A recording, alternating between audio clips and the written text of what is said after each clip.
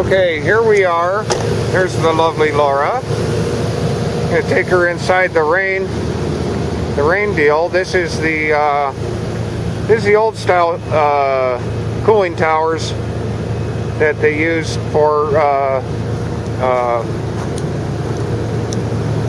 taking the isopentane vapor. And we can go walk right in here and show you the fans and everything else. It's hard to pull on because there's so much suction. Hold it open. Watch your hat.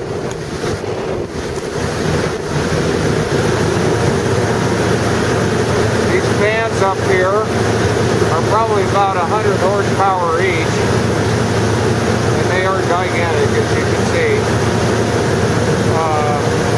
Cooling water here is being recirculated through these pads on the side of the walls, and thereby providing cooling for the isobutane or isoheptane to be put back into a liquidous state and then returned through the heat exchangers and get re-vaporized and run the turbines.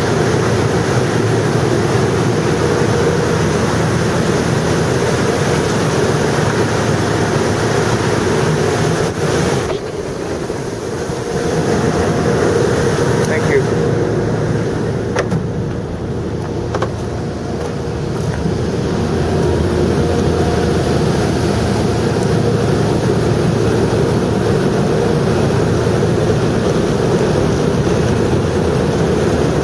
Again, this plant, which they call Soda Lake 1,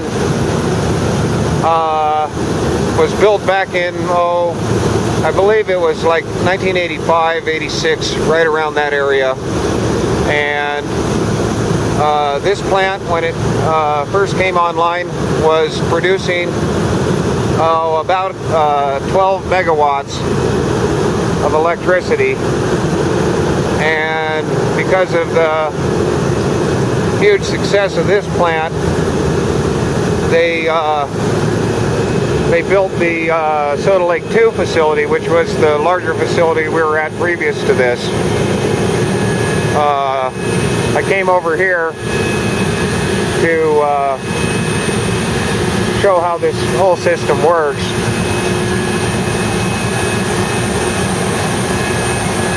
The hot brine is what is called a binary plant. The hot brine that's coming out of the ground is never introduced to the turbine. It goes through this big long tube first, which is called there's a collector tube first, and then it goes through this big long tubes of vaporizer. And the vaporizer has the isopentane going through a common type of rod and tube heat exchanger, and because of its low boiling point and because of the non-boiling point of the brine is coming out of the ground somewhere around 160, 170 degrees, which obviously does not produce steam. But when it gets run through this heat exchanger, the isopentane vaporizes immediately and acting just like steam, drives the turbine. Here you can see the paint's all burned off of that section up there because of the hot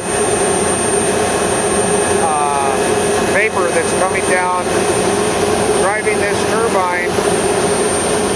These turbines, I've rebuilt one of these things before. They were originally off a shipboard, Japanese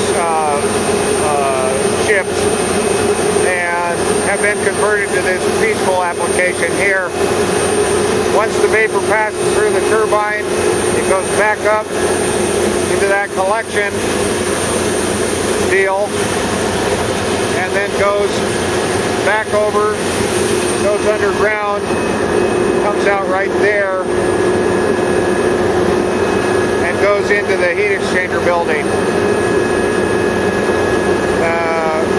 The cooling towers are doing, once again, are doing nothing other than putting the vaporized isopentane back into a liquid form so that it can be repumped back through this thing, and the cycle goes over and over and over and over again. These are called a binary system because there are two closed loops that are actually working this. One is the hot brine that's coming out of the ground and providing heat for the vaporizer tube, and then getting re-injected back into the aquifer, the underground aquifer. And the pentane is in a completely sealed system. Nothing's ever leaking. Of course, you're not supposed to smoke around here, but because isopentane is extremely flammable. But anyway, that's the story.